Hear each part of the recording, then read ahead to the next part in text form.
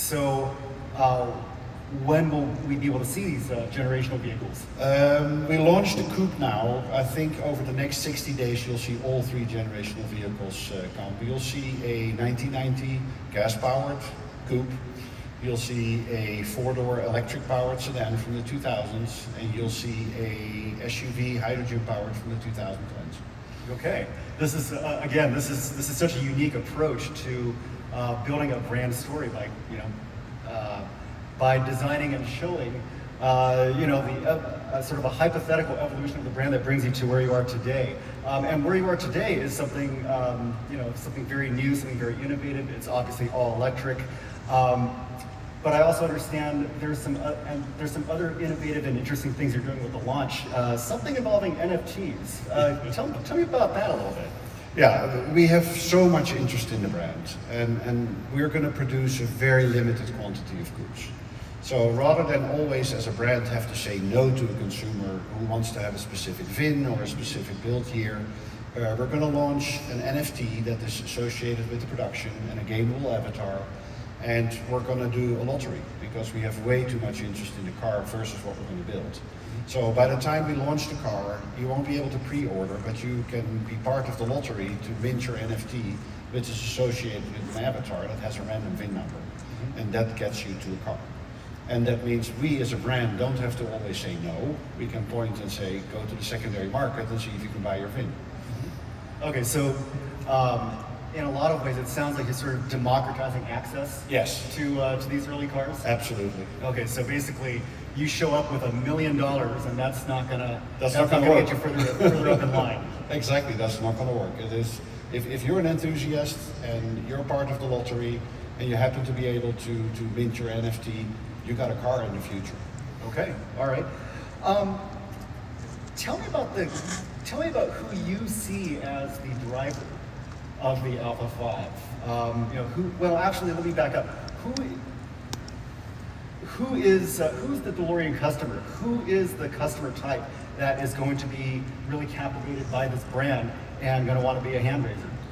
I think there's two answers to the question. On the coupe side, it is the person that is lost in time. We are very much pushed today to an autonomous world. Hyper efficient, the drive from A to B is a waste of time and I'm giving you time back. We want to be the opposite of that. The drive is your decompression time. This is all about the driver. So the people who will enjoy the coupe the most, the launch car that we have, will be the people who really enjoy driving. I think when you go to our future products, it will be much more mass products.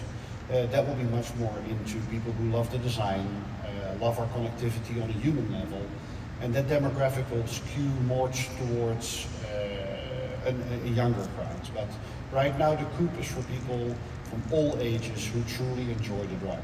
You will have an off button on your autonomous. You'll have an off button on your radar-based cruise control, because that's not about the drive. That is about AI taking over from you as a human. We want the AI to be supporting the human, but not controlling the human. Okay. All right. So basically, the key word I'm hearing is off switch. Yes. So from what I'm hearing, the coupe, the Alpha 5, will have some level of autonomous drive technology, some level of ADAS feature integration, but you can turn all that off. Yes, absolutely. It is. I'm driving a brand today where you don't have an off switch, so I'll never use cruise control anymore. It's I need that off switch. A lot of people need that off switch. Right. Okay. So right now, the EV market is truly emerging into mass market space, and that's exciting for all of us. I mean, for the last 10, 20 years, we've all been here very enthusiastic about electrification and excited about the promise that it holds. And finally now, we're at the point where we have true mass market EVs coming into the marketplace. Electric models are some of the most talked about by the public. So, but at the same time, it's also the Wild West, because there is so much newness happening. There are so many different new products and brands coming into this space, including Delorean.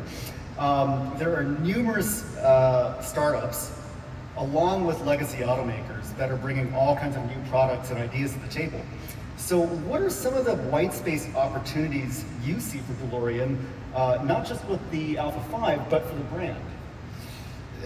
I like the concept of having more people in the marketplace. Choice is amazing for consumers. We just heard from the previous speaker, there's going to be 87 different vehicles available in the US market by year end. That needs to be 487. It is, the more the better. I mean, if you look at the penetration of electric vehicles today, it's still very low. Europe is way ahead of the US because of their energy cost. There's so much space for people to jump in. Our white space in the market is try to make that human connection. The first patents we as a company earned are actually fully related to how to connect the human to the vehicle.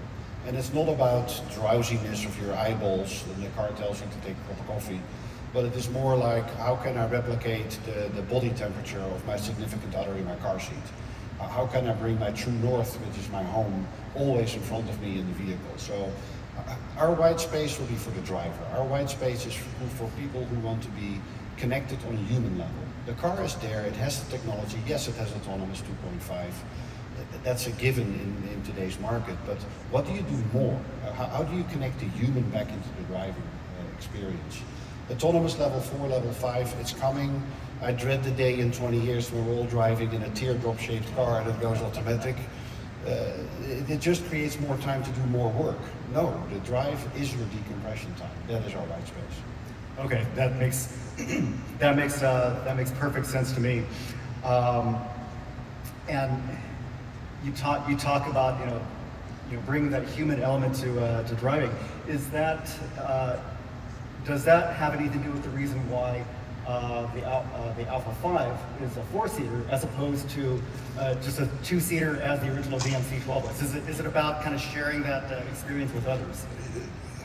I have a great marketing answer, but the truth is no. If you package a 100 kilowatt plus battery pack into a vehicle, your wheelbase will be big. You don't have a choice. Once you have a big wheelbase, you need to start looking at your design to see if the overhangs to the vehicle are in proportion to the vehicle. And what we found is that the amount of interior space in the vehicle was so large, it didn't make any sense not to make it a 2+2. But it's not a 5-seater. It is that we are pretty extreme on our greenhouse. So the back 2 seats, they're perfectly capable for my 12-year-old to sit in, but I don't fit.